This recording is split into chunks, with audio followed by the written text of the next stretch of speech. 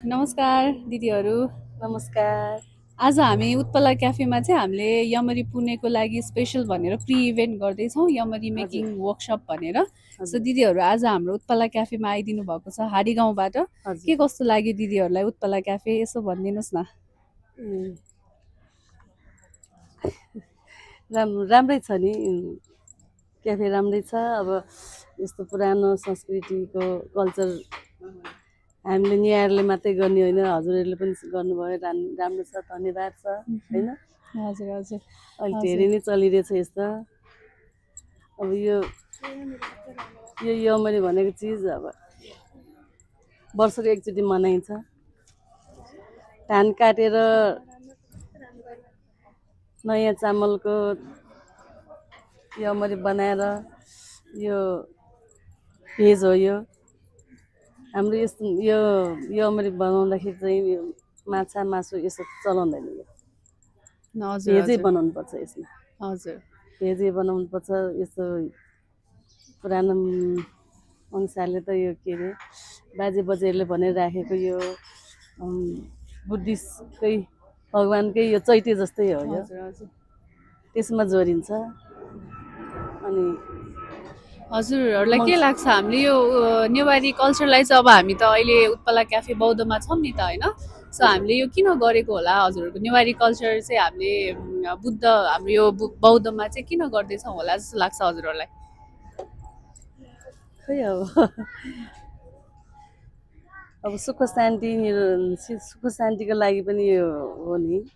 हजुर हजुर शान्ति हुन्छ। खासमा चाहिँ हामीले हजुर अब हामी चाहिँ बौद्धमा छौँ। हामीहरूको स्पेसली गेस्ट भनेको चाहिँ हाम्रो फरेनर गेस्ट र हाम्रो बुद्धिस्ट गेस्टहरू नै धेरै हुनुहुन्छ नि त। सो हाम्रो काठमाडौँमै बस्ने धेरैजना नेपालीलाई पनि हाम्रो यमरीको बारेमा त्यति थाहा नभएको भएर हामीहरूले यो नेवारी कल्चर भनेको त हाम्रो नेपालको एकदमै अथेन्टिक हो नि त, नेवारी फुड नेवारी कल्चर भनेको। सो त्यसलाई चाहिँ अलिकति प्रमोट गरौँ भन्ने हिसाबले दिदीहरूले त अब यही कम्युनिटीबाट हुनुहुन्छ। सो हजुरहरूबाट चाहिँ हजुरहरूकै हामी सबैको कल्चर अनि यो खानालाई चाहिँ प्रिजर्भ गरिराखौँ भन्नको लागि पनि दिदीहरूलाई इन्भाइट गरेको हो।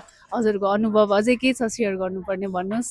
हजुर पहिलो भए यो 18 गते आउने मङ्सिर 18 गते यो पूर्णिको दिन बाहेक अघि पछि पकाएर खाँदैन यो। हजुर अनि अहिले चाहिँ अब सबै ठाउँमा पकाउने भयो, सबैले प्रख्यात भयो। हजुर हजुर भएको भएर सबैले मन पराउनु पनि थाल्यो। अब पूर्णिको दिनमा हामी यो पूजा गरेर सबै ठाउँमा पूजा गरेर दसैँमा कुल भण्डारमा पखारी हुन्थ्यो, धानको पखारी हुन्छ। पखारीमा राखेर एक महिनाको एउटा गरेर 12 महिनाको यो 12वटा पूजा नगरिकन हामीले खाँदैन। यो पूजा गरेर मात्रै सबैले बाँडेर खुवाउने गरेको थियो, परम्पराको चलन। अनि दिदी यो यमरी पूर्णेलाई धन्य पूर्णे पनि भन्छ नि, त्यसको चाहिँ केही छ यस्तो कथा केही छ भने भनिदिनुहोस् न। धन्य पूर्णे हो त्यो धान भित्राउने भएको भएर त्यसरी बनाएको हो कि के होला? हो, धान मङ्सिर महिनामा जस्तै नहुनेको पनि धान आउँछ नि ऊ बेला त। हजुर हजुर त्यस भएर यो अहिले यो यमरी पूर्णिको धान आउने बेलामा चाहिँ यो ठुलो ठुलो यमरी बनाएर खान्छ। फेरि जेठ महिनामा पनि एउटा चाड आउँछ सिठी भन्ने। सिठीमा चाहिँ चतामरी पातलो गरेर खान्छ। त्यतिखेर सबैको धान सिधिएको हुन्छ अरे।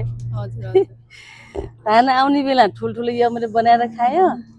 अब जस्तै नहुने पनि जेठ महिनामा धान सिधिएको हुन्छ, त्यसमा चाहिँ पातलो गरेर चतामरी पकाएर खान्छ अरे।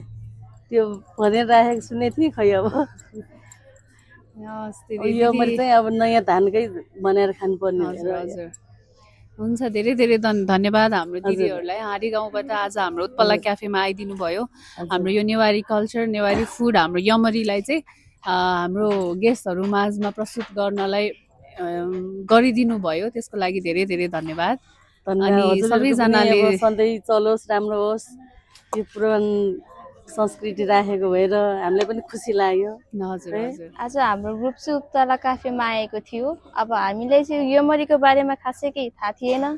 यहाँ आएपछि अब यमरी कसरी बनाइन्छ, यो यमरीको कथाहरू के छ भन्ने कुरा हामीले आज परम्परागत कुराहरू पनि थाहा पायौँ।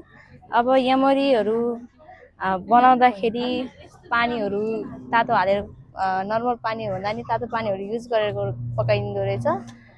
अनि यहाँ आएर हामीले यमरीलाई बनाउँदा कतिको मेहनत लाग्दो रहेछ भन्ने पनि थाहा पायौँ। यहाँ आन्टीहरूले पनि सिकाउनु भयो हामीलाई। आज यहाँ आएर हामीलाई साह्रै राम्रो लाग्यो। धेरै धन्यवाद उत्पला क्याफे परिवार टिमलाई।